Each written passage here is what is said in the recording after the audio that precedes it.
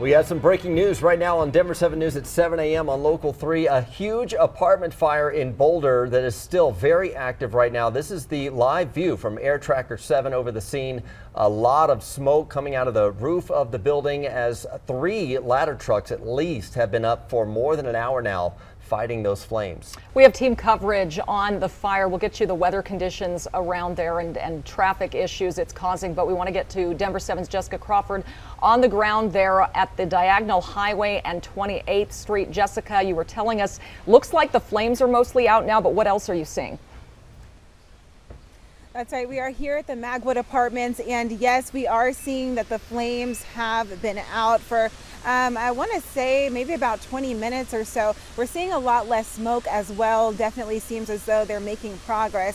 For a while there were about 3 different crews up there, all trying to extinguish the fire that was coming out of the very top of that building that you see there. We spoke with some residents who said that they just woke up this morning to officers just banging on their doors, telling them that they need to get out of these apartments. And so as far as what we know right now, it seems as though people were properly evacuated from the apartments. Right now, we still don't know the cause of this fire, and we are waiting to learn more about the people who, of course, were in that apartment as that fire was breaking out. Live here in Boulder, I'm Jessica Crawford, Denver 7. All right, thank you, Jessica. Of course, we first got word of the fire in the early morning hours when it was still dark. Obviously, daylight, we can see a little bit more of the damage that was caused by the flames. Huge emergency response there in Boulder. Fortunately, Katie LaSalle is here. The weather has not hurt their efforts of fighting that fire. It's been pretty calm. Yeah, calm winds in Boulder this morning. Thankfully, partly to mostly cloudy skies, and the winds won't be nearly as strong as what we've seen over the past couple of days here for the Front Range and Eastern Plains. Right now, we're in the high 30s downtown. It's dropped down to the high 20s out at DIA, where winds calm from the southeast at 3 miles per hour. We have seen some blustery conditions up over Berthoud Pass and over the northeastern plains, but relatively calm for the I-25 corridor, up and down from Fort Collins down through Trinidad. Satellite and radar showing dry conditions statewide, just a little more cloud coverage for Boulder up through Louisville and Greeley this morning. That will clear out into the afternoon. Temperatures now, we're in the upper 20s into Aurora, low 30s for Castle Rock, so nice cool morning out there. 20s into many of our mountain towns and across the eastern plains, 20s to low 30s. 60s this afternoon, return to the metro area, and then we are in store for a really gorgeous weekend. More on your extended forecast coming up. And right now we do have obviously that situation up in Boulder that is not causing any traffic delays. Let me take you on the map and show you exactly where we're talking about. Right here where 28th and Iris and Diagonal all comes together, so the fire is right in here. Let me show you on the camera up that way from the street camera. This would be the fire area there. You actually see some of the firefighting apparatus here and some of the flashing lights, but there's no delays for the folks coming off of the Diagonal from Longmont going here into Boulder, and then as it turns into Iris at 28th. Take a look at the rest of the drive up on Highway 36. It looks just fine. No problems for us there. Getting busier in the usual spots. Very typical stuff for us here around town. One water main break over there at 58th between Franklin and York, so that's closed down. It will be busy at DIA with the DPS kids going on spring break after classes today. The rest of the drive looks okay with one crash down here on the south side, northbound Parker at Orchard. Also breaking this morning, President Biden is just minutes away from landing in Poland. It is the next stop on his European trip, hoping to de-escalate Russia's invasion of Ukraine and also address the growing humanitarian crisis there. He departed for Poland earlier today from Brussels. While there, he will meet with that country's president as well as U.S. troops who were deployed to Poland several weeks ago. Earlier this morning, the president announced the U.S. would send European countries more natural gas to reduce their dependence on Russian energy. Today, we've agreed on a joint game plan toward that goal, while accelerating our progress toward a secure, clean energy future. President Biden says the White House is also looking to send chemical detection systems to Ukraine because Russian officials may use chemical weapons. Overnight, Russia claimed it's making progress capturing the city of Mariupol. The city estimates 300 people were killed in last week's airstrike on a theater that was being used as a bomb shelter. You may remember the Russian word for children was painted in huge letters on the side of that theater, but Russian troops attacked it anyway. First Lady Jill Biden, meanwhile, is coming to Colorado today. She will be here for a Democratic fundraiser and a White House event, and also be a guest speaker at the Latin American Educational Foundation Gala. The Latin American Education Foundation is an old Colorado college assistance and scholarship program, statewide program that serves Colorado's Hispanic and Latino youth. Our main goal is to try to get these students to college, but not just to college. We want to help them get through to their degree. I had a chance to sit down with the foundation's executive director, Jim Chavez, there, and asked him about the importance of getting more Latin students into college. We need a more talented, educated workforce, and college is the path to doing that. So our big goal is to help many, many more talented Hispanic and Latino students get to college, get through college successfully, and then launch them into their careers so they can be positive, contributing members of the economy and the community, but also, taking better care of themselves and their families, helping the community. Also really cool, he told me as executive director, he could certainly be the one to introduce the First Lady tomorrow night. Instead, he's giving that honor to one of their students for them to have that memory. You can learn more about the foundation's work on the website laef.org. The attorney for Aurora Police Chief Vanessa Wilson tells Denver 7 the chief has no plans to retire or resign, but that city manager Jim Twombly has asked her for an exit strategy. High-ranking sources told our investigative team this week that city leaders are forcing Wilson out. So far, city leaders are neither confirming nor denying our report. Her attorney tells Denver 7 investigator Jennifer Kovaleski Wilson and Twombly recently met virtually, and that's when an exit strategy was brought up. It's fair to say the city manager is trying to force her out. Well, I think it's several people, but certainly when you ask somebody for an exit strategy, it does appear that there's a big problem. We're told Chief Wilson is currently out of the country on vacation. Her attorney thinks the discussion about an exit strategy right before she left was intentional. Ultimately, Aurora's city manager will have the final say on whether the chief stays or goes. Right now, we're trying to figure out if there are going to be any long-term impacts from a big fire that broke out at Empower Field yesterday. Yeah, you may have seen the smoke yesterday. A section of seats inside the stadium caught fire, burned about 1,000 square feet of the stadium. Denver Fire shared these pictures with us as they worked to put out the flames. And now investigators say the cost to repair the stadium could be in the millions. And this comes ahead of a Monster Jam and Supercross event that the stadium will host in April. Here's a look at Empower Field yesterday afternoon. The sprinklers did activate in the suite area, but it didn't help the open seating area, of course. The fire was under control in about 30 minutes. Empower Field tweeted that the fire broke out in a construction zone, but the cause of it is still unknown. People were on a tour of the stadium at the time, and they were evacuated. Yeah, the next event at Empower Field is Monster Jam on April 23rd. We don't know if it'll impact yet that event.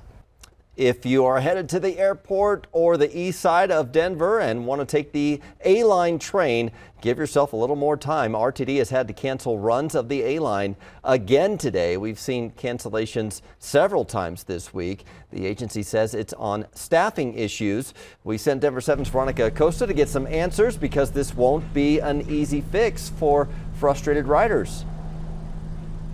It won't be. Arguably one of the most important and most used lines. On average, nearly 13,000 people during a weekday take one of these A-Line trips. Yesterday, you mentioned it, 8 trips were canceled. This morning, RTD saying another 8 won't be happening. All of those going to and from Union Station and the Denver airport. So I'm sure a lot of you are already aware, but these A-Line trips, they happen every 15 minutes. When they get canceled, they have to happen every 30 minutes. So RTD says the reasoning for that, these A-Line trips, they have to have 2 crew members. One of those is an armed security officer, the other a driver. Sometimes they try and get a driver from a different area, but that's not always possible. They told us they try to switch staff around where they can, but of course, as you can imagine, that gets very difficult. We do everything we can to fill that vacancy with a second crew member, but sometimes we just can't do that. So if somebody calls in or can't make their shift, it has a ripple effect because then we have to try and fill that spot. And if we can't, then that's when we have to drop a trip. And we asked RTD as well, why can't one of these crew members from an N line or a G line switch over and help out with an A line trip?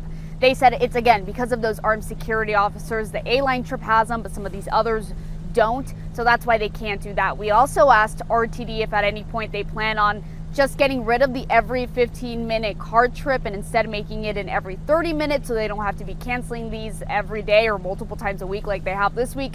They said they don't plan on doing that. They're just trying to get as much staff as they can right now. We're in Denver this morning. I'm Veronica Acosta, Denver 7. Yeah, and this comes at a bad time because spring break is bringing the people back to Denver International Airport. TSA says Sunday was the second busiest day at the airport since the beginning of the pandemic. Last Friday was the third busiest day. So if you're wondering what the busiest day was, it was September 6th last year, Labor Day. Airport traffic is still about 15% down from the pre-pandemic record. Southwest Airlines opened a massive new hangar at DIA this week. The company hopes it will bring more jobs. The hangar has new offices, a training area, warehouse space, and maintenance shops. It also serves as the new home for more than 100 Denver-based technical operations employees for Southwest. A new scam impacting thousands of people. The warning about cryptocurrency if you're looking to invest. And we're getting another update on when CASA BONITA might reopen, how long you'll have to wait to taste those sopapillas.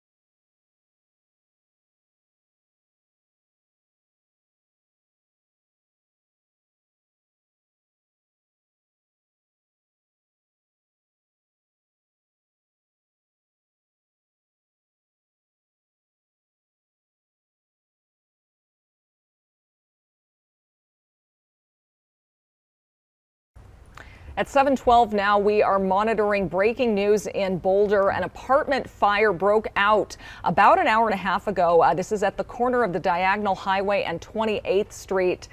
Flames were burning for quite a while, but we have about 3 ladder trucks on scene, and it looks like they were finally able to get those flames under control, and the smoke from that fire, which was so thick earlier, has died down. We don't know at this point about how many people are out of their homes right now or if there were any injuries from this, but we'll get an update from our Jessica Crawford on scene shortly.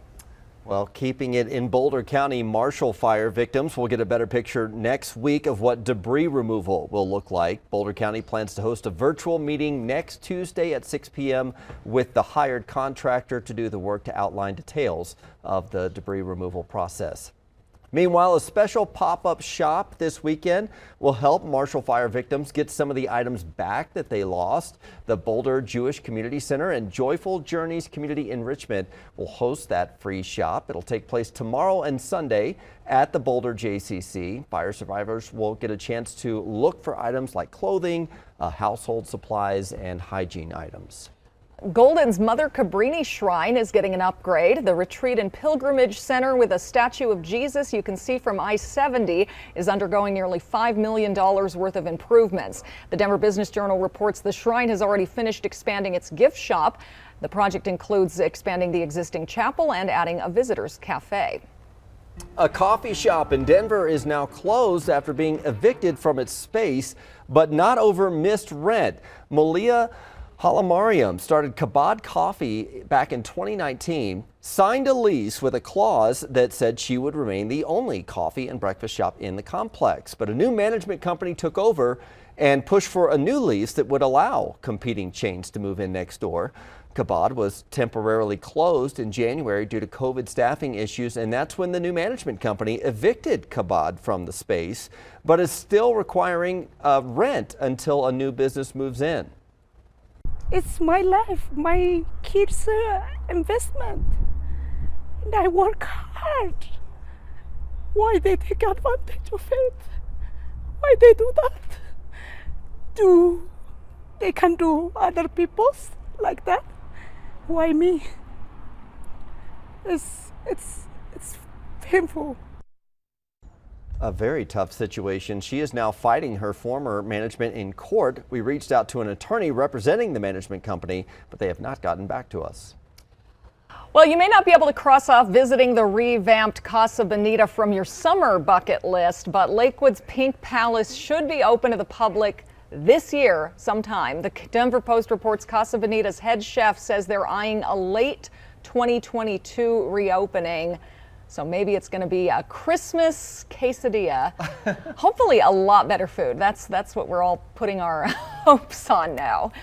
Girl Scouts are delivering hundreds of boxes of cookies to Rocky Mountain Hospital for Children. Every year, this troop from South Denver and Inglewood votes on who they want to donate boxes of unsold cookies to. This year, they chose families and staff at Rocky Mountain's NICU unit, where at least 2 of the scouts were spent time after they were born. Yeah, brighten the day there. That's such that's a tough time for families and for the staff. One of my boys spent time in NICU, and it's a stressful time. So Girl Scout cookies put a smile on anyone's face. Yeah, Katie, this weather is putting a smile on all of our faces. I think so. We're seeing a little more cloud coverage this morning, but are expecting mostly sunny skies through the rest of the day. Happy Friday, everyone. We made it to the end of the week, and this weekend it is looking gorgeous across the state and a lot warmer. Outside right now, we dropped down to the high 20s, added DIA with a little more cloud coverage. Winds, though, calm this morning, sustained from the southeast at 3 miles per hour. So you can see from our satellite and radar, dry conditions across the Front Range, Eastern Plains, and into the mountains. Your weather headlines for this Friday: it will warm to the upper 70s both Saturday and Sunday. We'll stay dry and warm through Monday, with our next storm set to drop our temperatures and bring in some moisture, it looks like, by Tuesday afternoon through the evening hours, and we'll talk more about that coming up. But in terms of conditions outside this morning, we're in the high 30s over Firestone and Erie, down to Centennial Highlands Ranch currently at 34 degrees. It's breezy and chilly over Berthoud Pass at 18 right now, but further off to the west, already seeing some 20s, moving in to Aspen, up through Eagle and Steamboat Springs, and over the Eastern Plains, 20s and 30s for the most part. It'll warm nicely into the afternoon. Winds won't be as gusty, but we have seen some stronger winds over the far northeastern plains this morning. Last recorded wind gust near Holyoke around 15 miles per hour, but you can see up and down the I-25 corridor, up into Boulder and Broomfield, calm conditions at this hour. Your walk the dog forecast in terms of our temperatures: by 9 o'clock we'll still be cool in the low 40s, 50 degrees by 11 o'clock. Right around lunchtime we'll stay in the low 50s. The winds will kick up into the high country so get into the late afternoon, and we're expecting highs to be in the low to mid 60s from downtown into Highlands Ranch, up into Allens Park, Grand Lake, and Frisco, all expecting high temperatures in the upper 40s by 3 o'clock. And further out to the west, you can see mid 50s, Aspen and Gunnison. Really mild over the western slope and into Moab. Grand Junction will be at 72 for a high, and we're expecting 60s down across the southeastern plains. So let's take you through Futurecast. As mentioned, those winds will calm a bit into the mid-morning and early afternoon hours over the northeastern plains. Right around 9:30, we're in the 40s here, and then the winds in the mountains will start to increase. From the west, we could see some wind gusts reach about 30 to 35 miles per hour at times over that higher terrain.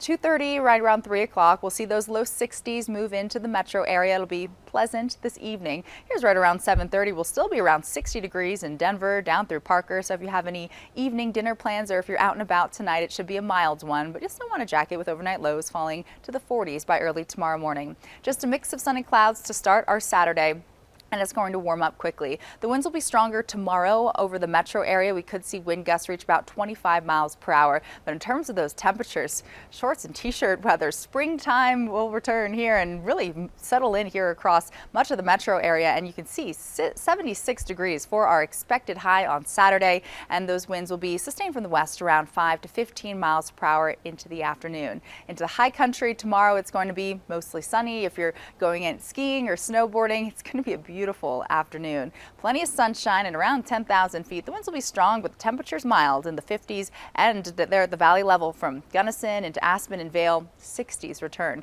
Nearing 60 degrees as well tomorrow over Steamboat Springs. High 70s down through Colorado Springs, and 80s expected over the southeastern plains. So a lot warmer statewide. And let's take it through our Super 7-day forecast. 60s today, 70s tomorrow and Sunday. We could see near 80-degree temperatures move into the metro area up north through Fort Collins and Greeley as well. And in Denver, the record is 78. That was set back in 1988. Typically, this time in March, we top out at a high of 57 degrees on the 27th. By Monday, increasing cloud coverage, a high of 77, so still staying warm to start the week. Our next storm system will roll in on Tuesday. It looks like it'll bring first some mountain snow and shifting to shower activity here over the Denver area by the afternoon, as those temperatures still will be well above freezing in the upper 50s and only drop to the low 30s by early Wednesday morning. So mainly expecting some wet roadways with this system, but we'll absolutely let you know how this front develops as it inches closer to Colorado. 54 degrees, could see that rain snow mix on Wednesday, and then clearing skies in upper 50s, more seasonal, Jason, by Thursday afternoon. And we have a problem up to the north side of town. It looked like it was just construction, but there might be a crash on I-25 right near Johnson Corner going down to Berthoud. So